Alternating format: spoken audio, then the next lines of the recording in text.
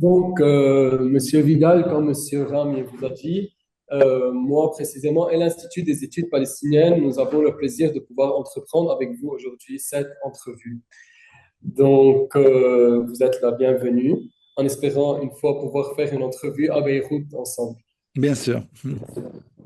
Déjà, pour commencer, euh, en tant qu'expert du sionisme et de l'anti-sionisme, une question que tant de personnes se posent, comment vraiment distinguer clairement l'antisionisme, qui est une critique d'un projet politique, de l'antisémitisme, et comment réhabiliter un espace honnête de débat où la critique du sionisme ne soit pas criminalisée comme on le voit ces derniers mois, surtout en Occident.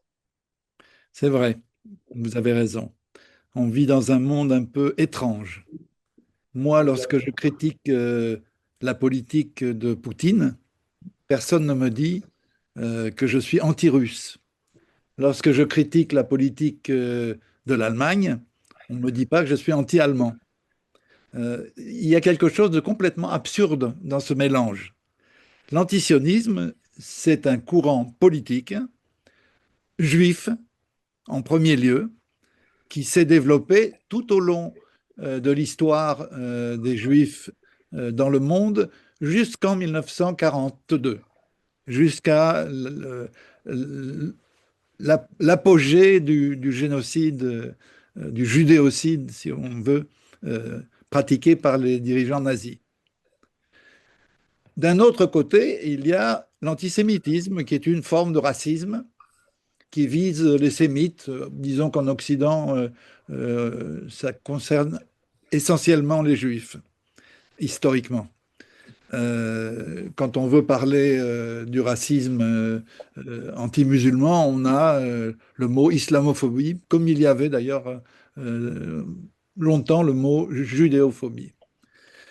Donc il y a deux choses complètement distinctes. D'un côté, un courant idéologique, politique, qui combat une vision du monde, et en particulier une vision du monde pour les juifs, et d'autre part, une forme de racisme qui est un délit, en tout cas en France, de manière indiscutable, et qui fait l'objet d'un suivi absolument précis. C'est-à-dire que quand on vit en France, on a régulièrement des nouvelles des poussées de racisme antisémite, anti-juif. On a des nouvelles des violences pratiquées par essentiellement l'extrême droite, d'ailleurs, comme toujours, contre les juifs. Et il n'y a personne, en gros, pour dire, pour défendre, revendiquer l'antisémitisme.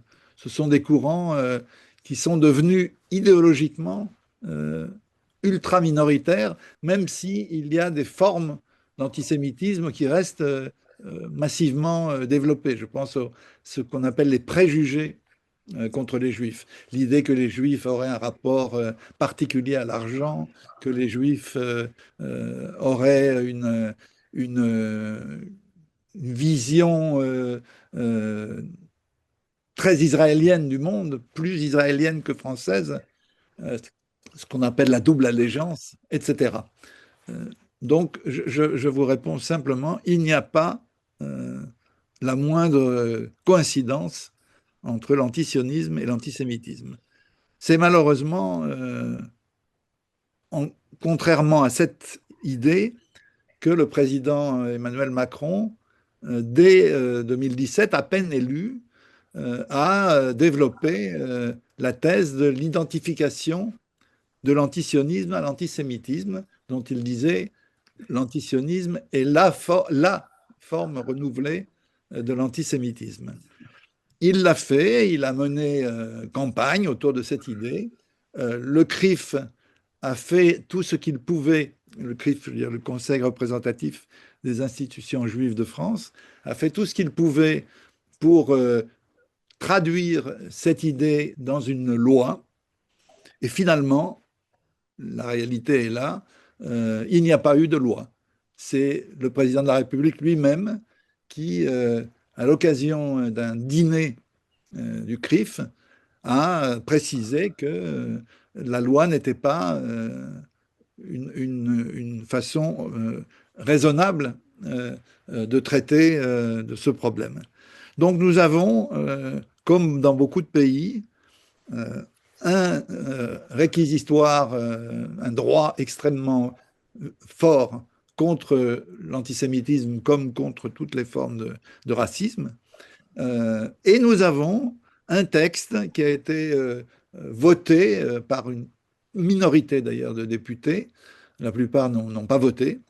Et ce texte, c'est la définition de l'antisémitisme par l'IHRA, cet organisme international de défense de l'histoire des génocides. Et que dit ce texte? Parce que on a l'impression que le texte a été approuvé partout et qu'il a changé complètement la donne idéologique. Selon les dirigeants du CRIF, par exemple, ce texte de l'IHRA, cette définition de l'IHRA, aurait, comment dirais-je, condamné toutes les formes d'antisionisme.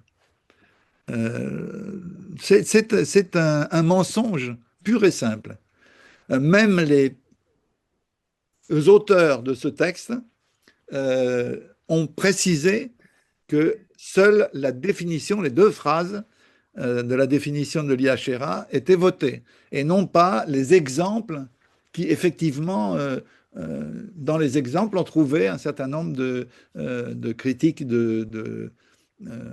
comment dirais-je, de formes d'anti-sionisme. Mais je le répète, voilà les deux phrases. Chacun pourra se faire son avis sur la question. Je la cite. L'antisémitisme est une certaine perception des Juifs qui peut se manifester par une haine à leur égard. Première phrase. Deuxième phrase, les manifestations rhétoriques et physiques de l'antisémitisme visent des individus juifs ou non, et ou leurs biens, des institutions communautaires et des lieux de culte juifs. Il n'y a donc absolument aucune référence dans ces deux phrases à l'antisionisme. Ceux qui disent le contraire mentent.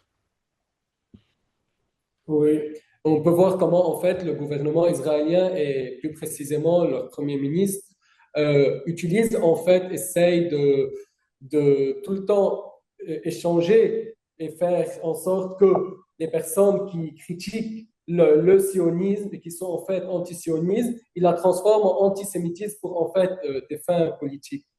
On peut le voir, il l'a fait très fréquemment ces derniers temps. Absolument. Vous avez raison. Le chantage à l'antisémitisme a toujours été et reste aujourd'hui encore, en France comme ailleurs, un des instruments des dirigeants sionistes, en l'occurrence des dirigeants israéliens, pour détourner les critiques de leur politique. On le voit en particulier en ce moment, avec l'horreur de ce qui se passe à Gaza. On a, à partir de la décision française de reconnaître l'État de Palestine, ou un État palestinien, comme on veut, on a dizaine, une dizaine d'États qui ont suivi la démarche de la France et qui vont sans doute ce lundi qui vient reconnaître ensemble l'État de Ah, Palestine. Palestine. Je, je, je constate d'ailleurs, et je crois que c'est important de le dire, qu'on est dans un rapport de force international, on sera en tout cas lundi, dans un rapport de force international écrasant pour la critique du génocide israélien à Gaza. On est aujourd'hui autour, avant même lundi, autour de 150 États dans le monde sur un total de 193 représentés à l'ONU. On est donc à 150 États qui reconnaissent d'ores et déjà l'État de Palestine. On est donc très proche d'une opinion quasiment unanime. Je précise d'ailleurs, et je crois que c'est important de le dire, que lorsqu'on regarde la liste des États qui votent contre euh, la réaffirmation annuelle du droit des Palestiniens à l'autodétermination et à un État, on voit qu'il y a des pays qui comptent, évidemment. Il y a les États-Unis, il y a Israël, il y a l'Argentine, il y a parfois la Pologne ou la République tchèque, mais il y a aussi des tout petits États qui ont évidemment les mêmes droits que les autres, selon moi et selon le droit international. Mais enfin, on est bien obligé de constater que ce ne sont pas des pays majeurs, disons, dans leur force. Je prends des exemples précis. On trouve toujours quelques-uns de ces pays qui votent contre, selon sans doute les pressions qui ont été exercées sur eux. Il s'agit des îles Marshall, il s'agit de la Micronésie, il s'agit de Palaos, il s'agit, vous voyez, on est dans un ensemble de petits États, en général insulaires, qui n'ont pas ni beaucoup d'habitants, ni un poids politique particulier dans la communauté internationale. Oui, mais vraiment, la question, Monsieur Vidal, qui se pose, c'est que cette reconnaissance qui aura lieu lundi, est-elle vraiment suffisante ou elle est plutôt symbolique? Et cela, en fait, nous amène tout de suite à la deuxième question, qui est que, partant du fait qu'une partie du mouvement sioniste, en fait, rattachait la légitimité d'un État juif en Palestine à l'impératif de sauver les Juifs du Holocauste au prix d'une injustice infligée aux Palestiniens. Comment cette narration historique alimente-t-elle aujourd'hui l'impunité dont bénéficie Israël dans la plupart des capitales occidentales, le génocide qu'Israël est en train de commettre et quel levier juridique ainsi que quelles sanctions effectives pourraient transformer cette impunité en coup politique et économique pour Israël? Écoutez, je suis plutôt favorable personnellement à une appréciation fine de ces phénomènes. Évidemment, on peut dire que les gouvernements occidentaux, pour la plupart d'entre eux, sont marqués par l'histoire du génocide des Juifs par le Troisième Reich et par conséquent, ils se sentent obligés de voter avec Israël et pas contre. On peut dire ça et ça n'est pas faux, parce que c'est vrai que dans l'histoire du mouvement sioniste, l'Holocauste qui a été infligé aux Juifs par les dirigeants nazis euh, est un élément essentiel de l'argumentation. Je me souviens cette déclaration de David Ben-Gurion, le premier ministre d'Israël, qui, avant qu'Israël n'existe, devant l'UNSCOP, la commission des Nations Unies chargée de travailler sur la question de la Palestine à l'époque, euh, Ben Gurion, devant l'UNSCOP, parlant à l'UNSCOP, dit qu'est-ce qui peut nous assurer que cela ne se reproduise pas, je veux dire le génocide. Et il répond, il nous faut un État et une armée. Et c'est vrai que cette logique-là, cette déduction de la nécessité d'un État juif fortement armé, a été historiquement, encore une fois, implantée et imposée sur la lancée du génocide nazi. Cela étant dit, ce que vous avez dit et ce que j'ai repris là à l'instant euh, n'est plus tout à fait vrai. Parce que si vous avez dans l'Assemblée générale des Nations unies 150, entre 150 et 160 États sur 193 qui reconnaissent le droit des Palestiniens à un État, qui reconnaissent l'État de Palestine, il est clair que ça veut dire qu'une partie non négligeable des gouvernements qui se sentaient une culpabilité dans le génocide des Juifs, une partie de ces gouvernements ont changé de démarche. C'est-à-dire considèrent que la défense du droit des Palestiniens à un État l'emporte sur les effets idéologiques des drames épouvantables du passé. Donc on a quelque chose qui est en train de bouger. C'est pour ça que c'est difficile d'en parler d'ailleurs. Il y a trop d'éléments conjoncturels d'aujourd'hui qui se mélangent avec des éléments plus fondamentaux qui sont liés à euh, la dégradation rapide, accélérée de l'image d'Israël dans le monde. Et là, il n'y a pas besoin d'aller chercher d'autres raisons que le génocide lui-même, celui que Benjamin Netanyahou et ses complices fascistes, Ben Gvir et Smotrich, pratiquent à Gaza, et cet expansionnisme qui se traduit par l'affirmation par Israël qu'il a le droit, cet État juif, d'intervenir où il le veut, au Liban, en Syrie, contre l'Iran, en, au Yémen. Enfin, on est dans une espèce de folie des grandeurs, comme on dit chez nous en France. Oui. On est en train de voir aussi, en effet, les démarches et les manifestations pro-palestiniennes grandissantes et qui se multiplient en Occident. Quelle lecture faites-vous de la progression de l'antisionisme dans les opinions publiques en Occident et à l'échelle mondiale? Et quelles en sont, selon vous, les implications concrètes sur les urnes déjà et les politiques étrangères, le traitement médiatique et les libertés publiques, et sûrement pour la cause palestinienne? Là, on est à nouveau devant une difficulté qui est liée à l'accélération des réactions au génocide perpétré à Gaza. Parce que nous avons des gouvernements qui ont annoncé, il faudra vérifier lundi que c'est vrai, ont annoncé qu'ils allaient reconnaître l'État de Palestine et qui répriment dans leur pays les manifestations critiques de la politique israélienne. Donc on est dans quelque chose qui est vraiment difficile à comprendre. Je pense en particulier à la Grande-Bretagne, au Royaume-Uni, dont le Premier ministre a annoncé qu'il reconnaîtrait l'État de Palestine si Israël ne modifiait pas sa politique à Gaza.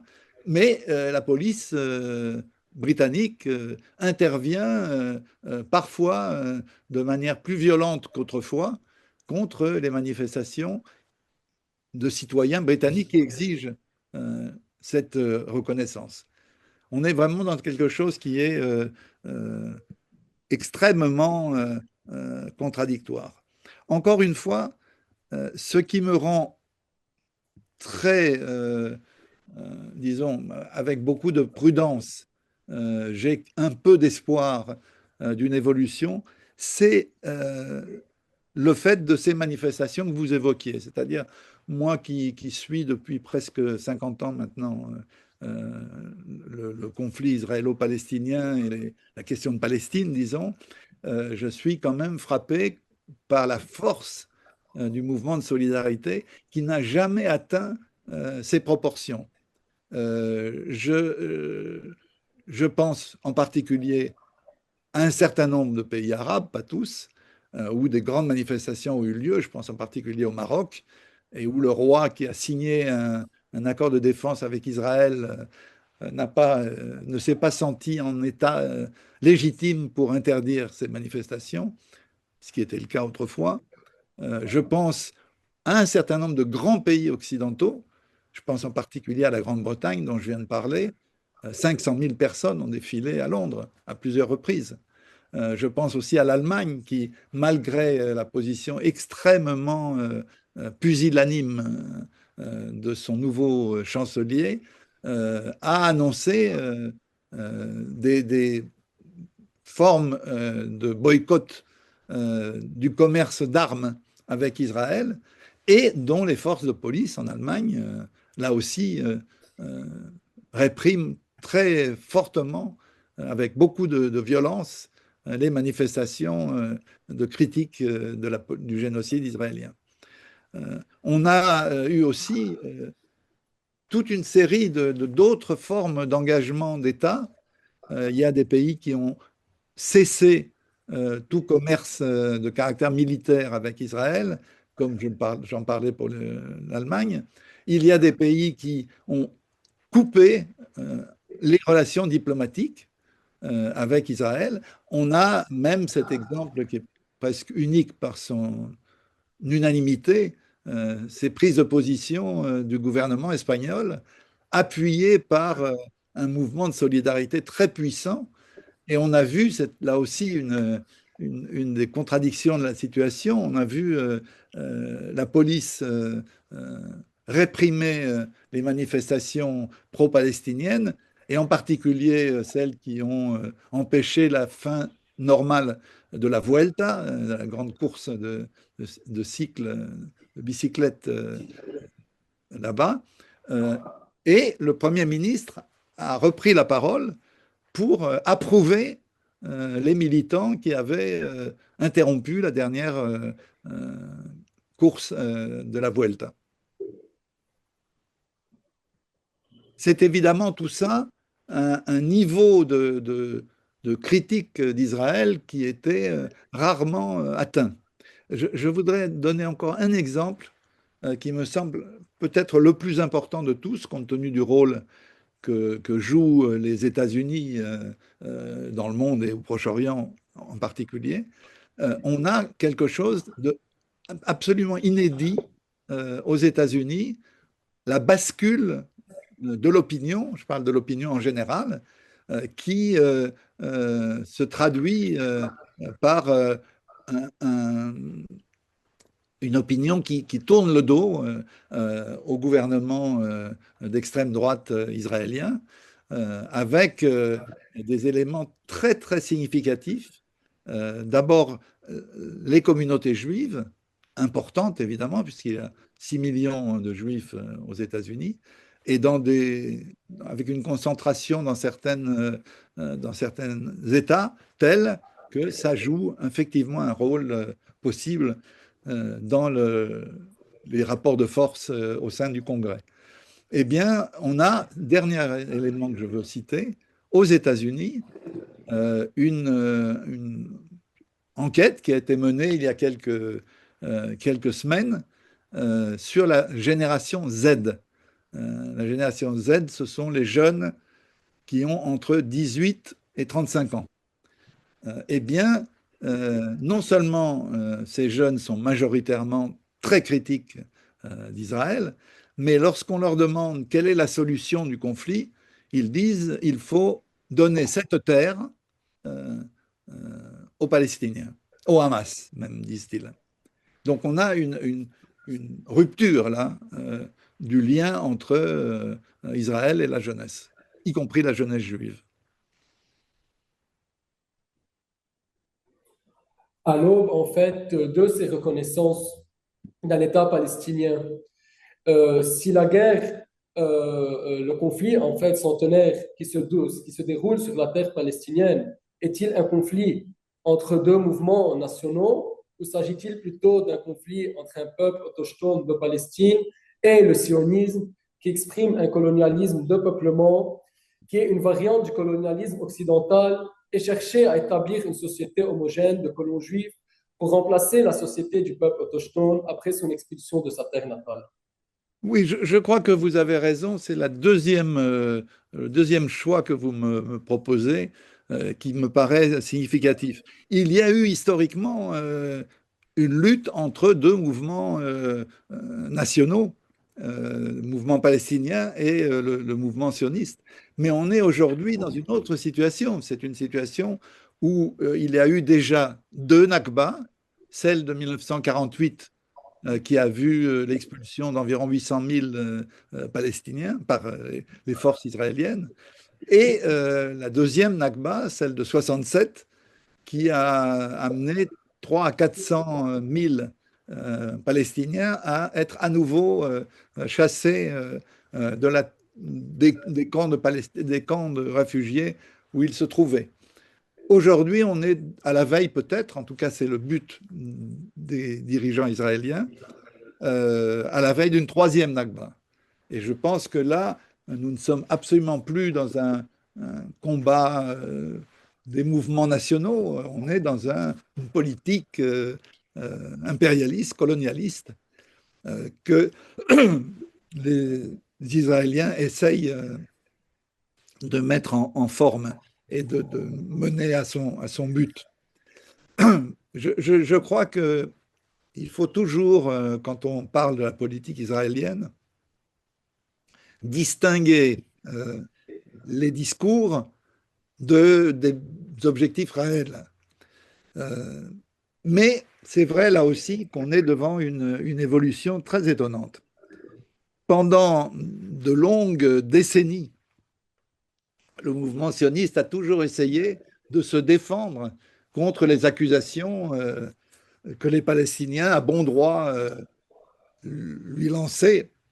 Et en particulier, donc je disais, il y a historiquement, les dirigeants sionistes ont toujours essayé de se défendre des crimes dont ils étaient accusés. C'était vrai en particulier, évidemment, de la guerre de 47-49, parce qu'elle était la première forme de Nakba, d'expulsion massive du peuple palestinien. Je pense en particulier à tous ceux qu'on a appelés les nouveaux historiens israéliens, et qui, pendant une période non négligeable, qui va grosso modo de 78 à, disons, 2000, dans cette période-là, les nouveaux historiens qui ont été chercher les archives ouvertes par l'État israélien et qui ont cherché à les recenser et à les interpréter, les nouveaux historiens ont mis en cause une volonté d'expulsion, en tout cas une expulsion, plus exactement, en précisant, je pense à Benny Morris en particulier, cette formule qu'il avait qui disait il n'y a pas eu d'intention ni juive ni arabe de créer cette Nakba. On constate l'existence de la Nakba, mais on renonce à la considérer comme la conséquence d'une politique parfaitement cohérente et répressive menée par les forces israéliennes et par le gouvernement, le premier gouvernement israélien. Ça, c'est l'histoire. Et donc, j'ai été très frappé de voir que, disons, grosso modo, 30 ans après son premier livre, le problème, la naissance du problème des réfugiés palestiniens, Benny Morris, interviewé par Haaretz, affirme clairement qu'il y a eu expulsion et qu'il ne pouvait pas ne pas y avoir d'expulsion. Et il dit en toutes lettres, hein, sans l'expulsion de 750 000 Palestiniens à l'époque, l'État d'Israël n'aurait pas pu naître et se développer. Donc on a, si vous voulez, chez Benny Morris, un phénomène qu'on trouve en général aujourd'hui parmi les dirigeants israéliens, et pas seulement de droite, hein, y compris les dirigeants qui se situaient historiquement à gauche sur l'échiquier politique israélien. On a une volonté d'afficher, d'admettre, d'avouer ce que sont les objectifs de guerre israéliens de longue date, c'est-à-dire l'expulsion d'une partie considérable de la population palestinienne. Et pour comprendre ce passage à l'aveu, si je puis dire, on est obligé de faire comprendre aux gens, de signaler que l'objectif du mouvement sioniste n'était pas seulement de créer un État juif, hein, ou un État pour les juifs en Palestine, un foyer national pour les Juifs en Palestine, mais c'était de faire en sorte que ce foyer repose au niveau de la démographie du pays sur une démographie juive ultra majoritaire. En fond, les dirigeants sionistes ont toujours considéré que la garantie de la euh, durée de l'État juif en Palestine, c'était une modification brutale des rapports de force démographiques. On l'a vu en 48, on l'a vu en 67, on le voit maintenant à Gaza. Si en fait la guerre d'extermination menée par Israël dans la bande de Gaza relève davantage d'une cette logique enracinée dans la pensée sioniste depuis la fin du 19e siècle que d'un désir de vengeance suite aux événements du 7 octobre 2023. Le projet sioniste, qui est un projet colonial et expansionniste, peut-il réellement coexister avec une solution à deux États ou s'agit-il en fait d'une contradiction de fond et selon quels critères vérifiables pourrait-on en juger cela? Écoutez, on a quand même, parmi le milieu des spécialistes de ces questions, euh, une conviction, même quand elle ne s'exprime pas dans des moments très chauds comme actuellement. Euh, je pense que quiconque a travaillé sur l'histoire de la question de Palestine comprend que les mots n'ont de sens que s'ils se traduisent par des réalités effectives sur le terrain. Donc, le fait de créer et de reconnaître un État de Palestine ne suffit pas pour que cet État ait les moyens, avec l'appui de la communauté internationale, de défendre les droits, les intérêts du peuple palestinien. De la même manière que les accords d'Oslo, dont certains, dont j'étais à l'époque, hein, ont pu penser qu'ils menaient à la création d'un État palestinien, eh bien, on a vu comment les accords d'Oslo ont été largement sabotés par les dirigeants israéliens, y compris par l'assassinat d'Yitzhak Rabin, qui était un des rares dirigeants israéliens qui avait à la fois une longue carrière de militaire qui avait mené la guerre contre les Palestiniens et contre le monde arabe à plusieurs reprises, et qui, en même temps, avait compris que, sans doute sous la conviction que représentait la première intifada, il avait compris qu'il fallait un accord de compromis avec les Palestiniens. Euh, on ne peut pas interpréter ce que les morts pourraient penser aujourd'hui, mais euh, j'imagine mal qu'on puisse écrire l'histoire du sabotage des accords d'Oslo sans dire l'importance qu'a revêtu l'assassinat d'Yitzhak Rabin, je le rappelle, par un jeune juif religieux et d'extrême droite. Donc on est devant une situation très particulière. Euh, Moi, je crois, là encore, il faut essayer de manier les analyses avec prudence.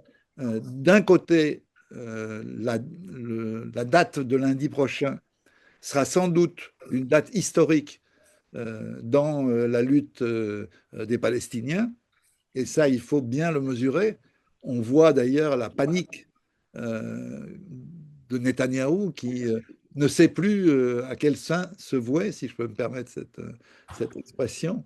Euh, on voit qu'il en est maintenant à prendre conscience réellement de l'isolement de son pays à l'échelle de l'ONU. Et en même temps, une fois que cela est dit, la date étant signalée comme historique, il faut aussi dire que la seule reconnaissance de l'État de Palestine ne suffira pas à imposer une sortie euh, positive de ces décennies de guerre et de barbarie.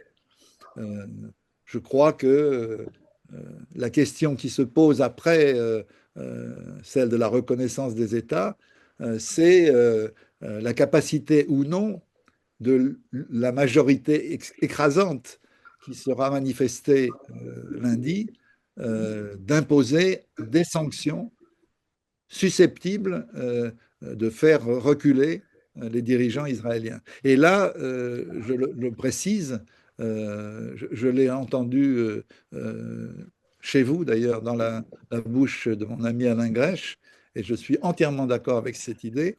L'opinion israélienne ne bougera pas réellement tant qu'elle n'aura pas des conséquences de sanctions contre l'État. Je pense en particulier à l'Union européenne. Tant que l'Union européenne maintiendra l'accord d'association avec Israël, même si l'article 2 aurait permis depuis longtemps de le suspendre, jusqu'à ce que les dirigeants israéliens changent de politique, eh bien oui, ça serait une forme de pression et de sanction importante, puisque, grosso modo, le commerce entre Israël et l'Union européenne représente plus du tiers du commerce extérieur israélien. Donc on aurait tout d'un coup des produits israéliens qui se vendraient en Europe au prix incluant des droits de douane, alors que jusque-là, il n'y avait pas de droits de douane, et dans l'autre sens, identiquement. On aurait une partie importante des productions européennes qui serait beaucoup plus chère pour les Israéliens du fait de la suspension de l'accord d'association qui élimine en fait, en pratique, tous les droits de douane. Donc oui, je suis d'accord avec vous. La reconnaissance de l'État de Palestine, c'est un élément essentiel, historique, mais il n'est pas suffisant pour imposer une issue pacifique à cette longue tragédie. D'ailleurs, comme vous l'avez dit, vous avez parlé de l'Union européenne. On a vu il y a quelques jours la présidente de la Commission de l'Union européenne, Ursula von der Leyen, parler de propositions de sanctions sur Israël et la coupure de quelques échanges économiques. Donc, en espérant que cela soit vraiment concret. Absolument, c'est la première fois qu'un président ou une présidente de l'Union européenne ouvre une petite porte, disons, pas une grande porte, mais une petite porte, dans le principe de fait de la politique européenne qui a été de ne pas toucher à l'accord d'association, même dans des situations comme le génocide à Gaza. Donc on a là une petite évolution. Mais on n'a pas que ça. On a aussi, et il faut le signaler avec... c'est important aussi de dire quand les dirigeants font des choses qui nous semblent positives, il faut le dire. Madame Callas, qui est la responsable de la politique extérieure européenne, a, elle, clairement parlé de génocide et appelé à des sanctions de la part de l'Union européenne. Donc on a des choses qui bougent, voilà, là encore. Mais aussi, malgré tout cela et malgré cette majorité écrasante à l'ONU pour la reconnaissance d'un État palestinien, on voit Benjamin Netanyahu et d'autres ministres d'extrême droite, comme Smotrich et Ben-Gvir sûrement, revendiquer l'idée du grand Israël. En fait, cette idée s'agit-elle d'une feuille de route opérationnelle et concrète et en fait, à la lumière de la frappe israélienne à Doha contre des cadres du Hamas, quelles conséquences régionales à long terme anticipez-vous pour les capitales arabes? Et surtout, après hier, on a vu en fait ce pacte de défense qui a été signé entre le Pakistan et l'Arabie saoudite. On voit des éléments qui bougent. Qu'est-ce que vous pensez de tout cela? Je pense qu'il y a énormément d'éléments qui bougent, mais il y en a tellement que c'est un peu, je répète, vos auditeurs vont penser que je me répète, mais je crois que c'est important de se répéter parfois. En politique, on se répète ou on se contredit, hein. Je pense qu'il y a là toute une série d'éléments qui devraient permettre de faire bouger un certain nombre des facteurs d'une possible issue pacifique, euh, biétatique du conflit. Euh, C'est-à-dire, vous l'avez dit, le caractère écrasant de la majorité des États qui, d'ores et déjà, et a fortiori passé lundi prochain, auront reconnu l'État de Palestine. C'est évidemment un élément important, mais aussi les premiers signes de sanctions contre la politique israélienne. C'est le cas d'un certain nombre de gouvernements. On ne va pas distribuer des bons points et des mauvais points, mais disons que parmi les gouvernements qui bougent le plus, qui avancent le plus, il n'y a pas beaucoup de gouvernements arabes, je le signale. C'est-à-dire que pour les dirigeants arabes, l'intérêt de l'alliance israélienne, de l'alliance de sécurité israélienne, reste plus importante que la fidélité euh, à ce qui a été longtemps le cœur même de la politique des différents pays arabes, c'est-à-dire l'affirmation, en tout cas verbale, de la solidarité avec les Palestiniens.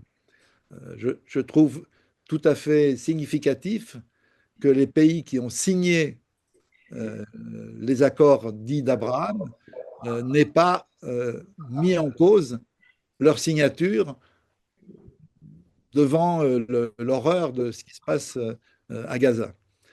On a là des éléments qui devraient aussi amener les pays arabes, les régimes arabes, à bouger.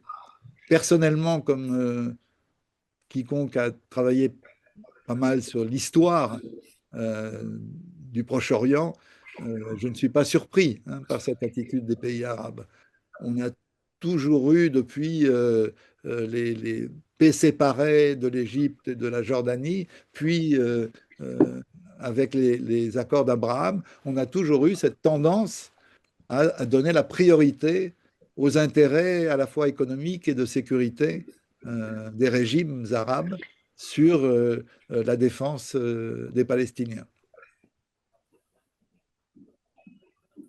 En tout cas, ce qui Oui, est évident pour moi, je le répète, euh, ce, oui, ce qui entraîne une telle levée de bouclier, comme on dit, contre la politique menée par Netanyahou et ses ministres fascistes à Gaza en particulier, c'est l'horreur de ce qui s'y passe. C'est-à-dire, on a aux yeux de la, la- la- de la planète entière, on a l'assassinat de dizaines de milliers de Palestiniens, de Gazaouis, et je pense qu'on pourra malheureusement bientôt parler de l'assassinat de centaines de milliers. On a maintenant des chiffres qui circulent, qui sont des chiffres absolument effarants, quoi.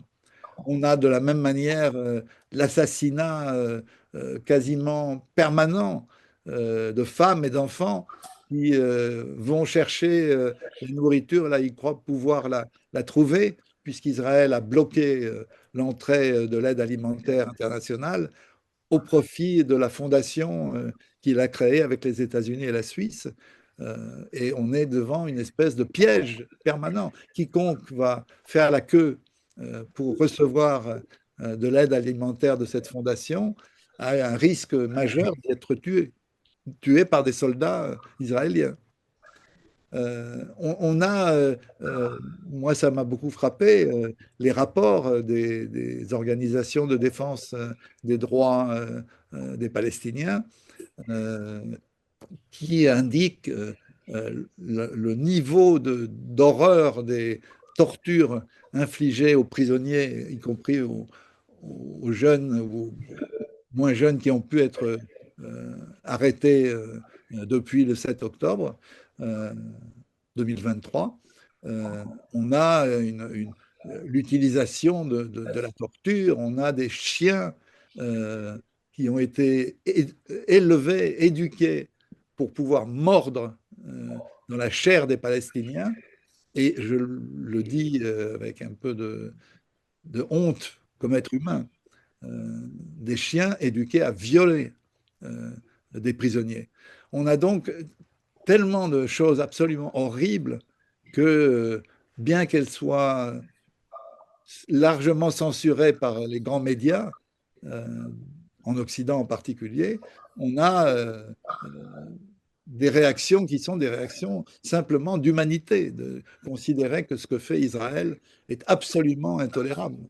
Et je dirais, moi, personnellement, en tant que fils d'une famille lourdement frappée par la Shoah, euh, l'idée même que les gens qui pratiquent ce génocide à Gaza puissent se réclamer des victimes de la Shoah me paraît absolument ignoble.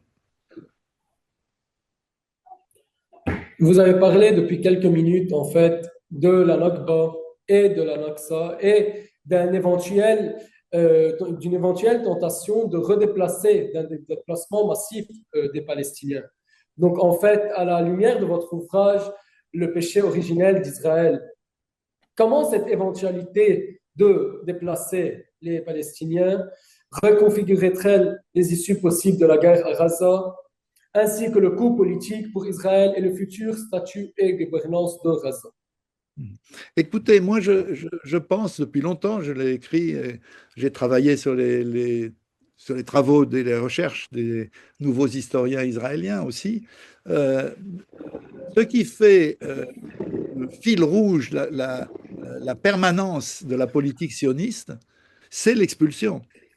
Je répète, on a souvent, on pense souvent encore aujourd'hui que le but, c'est un État juif, bien sûr, mais c'est un État juif qui repose sur une majorité démographique juive écrasante.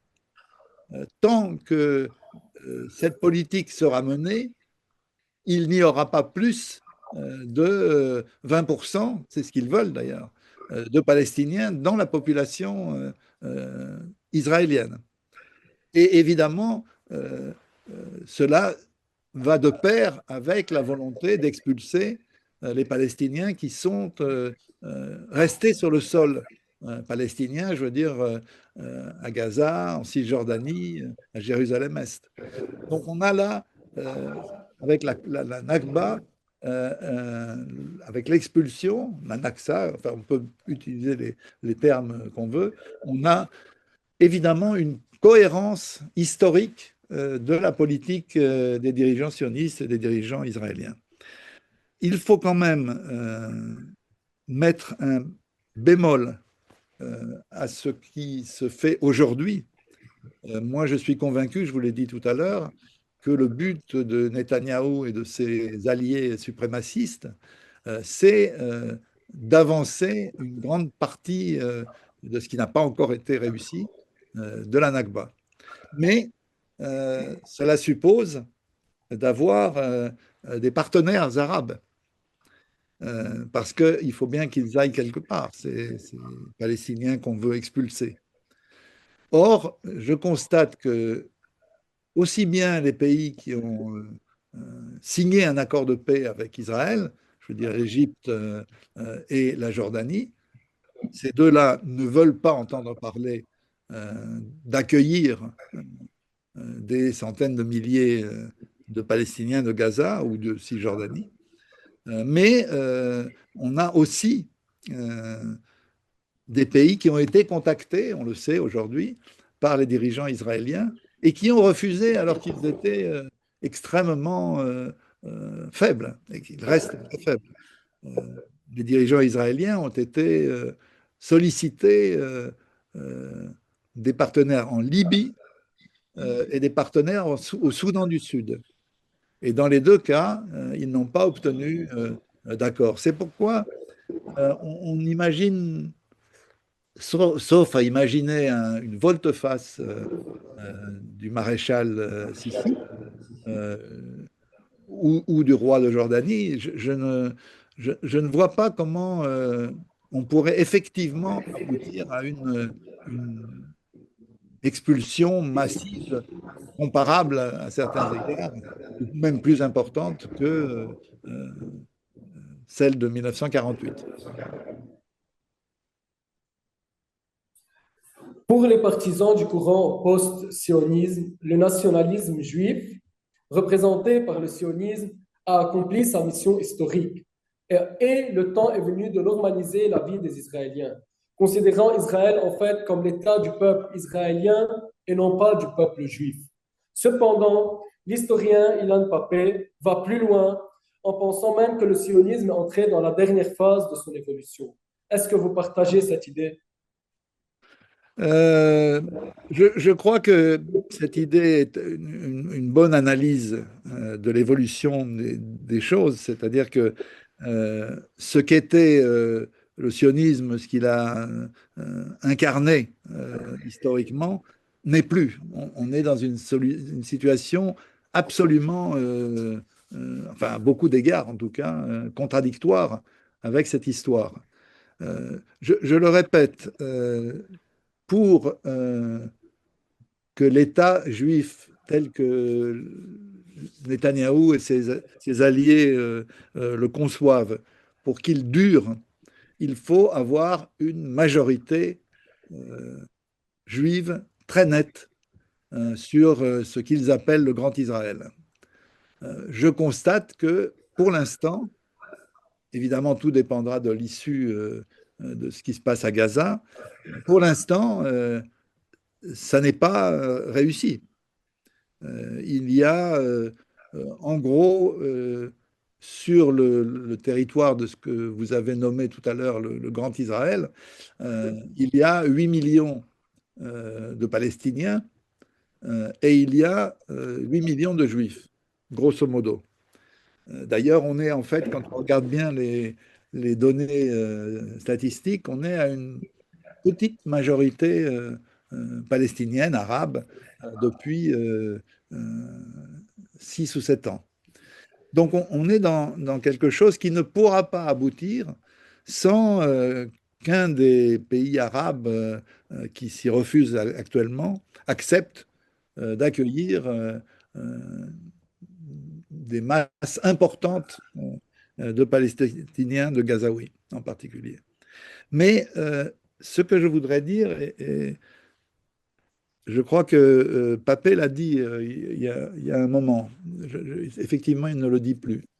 Je pense qu'il y a en fait au cœur de la politique sioniste d'aujourd'hui une contradiction, je ne dis pas insurmontable, parce qu'on ne peut pas euh, imaginer dans le détail le futur, hein, mais en tout cas inévitable. C'est-à-dire la logique de la politique sioniste, c'est d'annexer de plus en plus de terres arabes, de terres palestiniennes et de terres arabes. Mais il suffit de réfléchir aux événements depuis 67, quoi. Plus on conquiert et on annexe de territoires palestiniens, et plus on a dans ces territoires un nombre d'Arabes qui tend à être plus important que le nombre de Juifs. Donc on est dans une impasse euh, qui explique sans doute le caractère épouvantable, barbare de ce qui se déroule à Gaza.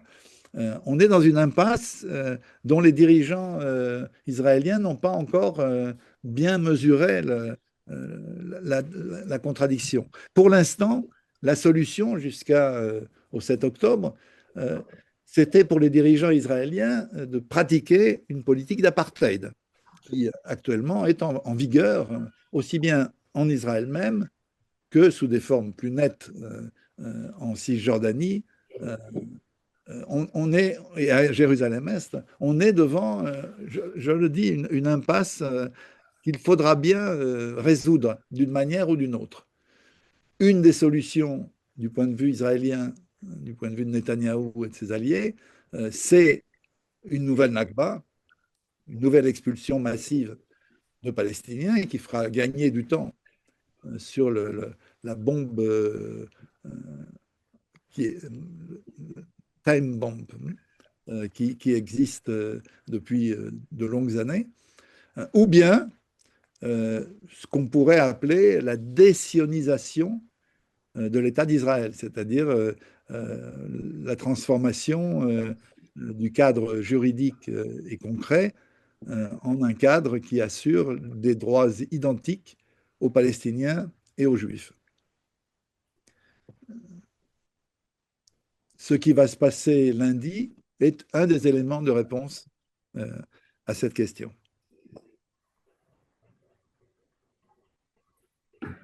Pour conclure, Monsieur Vidal, en fait, et pour revenir aussi dans le temps, en fait, l'ambition de Theodor Herzl au XIXe siècle était d'établir un État laïque fondé sur la séparation de la religion et de l'État.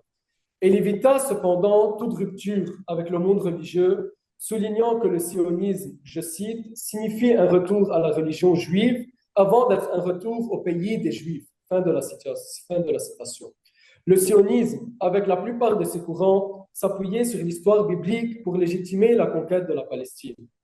Aujourd'hui, avec cette montée de la droite messianique et ce nouvel Israël illibéral, si on peut le dire de cette façon, en train de naître selon Charles Underlin, comment prévoyez-vous l'avenir de cet État? Écoutez, je vous l'ai dit, je crois que l'impasse dans laquelle se trouve le mouvement sioniste et qui explique sa rage pour essayer d'en sortir et de la dépasser, cette impasse n'est pas encore aujourd'hui résolue. On a effectivement deux chemins possibles. Un chemin qui est celui des droits égaux pour les Juifs et les Arabes en Palestine, et un chemin qui serait la poursuite de ces guerres sans fin, mais qui finiront à terme par impacter la vie des Israéliens. Il faut bien, là encore, mesurer finement, si je peux dire, ce qui s'est passé depuis le 7 octobre. Enfin, depuis la mise en place du gouvernement Netanyahou, Ben-Gvir, Smotrich, c'est-à-dire la fin de l'année 2022. Ce gouvernement Netanyahou, Ben-Gvir, Smotrich est un gouvernement qui a parfaitement compris qu'il était pris en étau dans la contradiction dont je parlais. Et il essaye d'imposer une sortie qui soit une sortie sanglante. Elle l'est déjà, et comment mais qui, d'une certaine manière, porte des coups terribles à l'image d'Israël et du sionisme. On a dans le monde entier une levée de boucliers qui se traduit par des manifestations importantes, par les flottilles de la solidarité, par une série de phénomènes politiques et idéologiques qui modifient sensiblement les rapports de force internationaux. Bref, on est devant une politique qui est une politique de folie, mais de folie qui ne peut pas gagner. Ou si elle gagne, elle aura des conséquences absolument définitive, je crois, sur le sionisme. Ce qui a fait depuis 1948 le succès relatif du sionisme, c'était l'image qu'il envoyait à travers sa propagande d'un État juste, d'un État social qui assurait la vie de tous ces citoyens, qu'ils soient juifs ou non.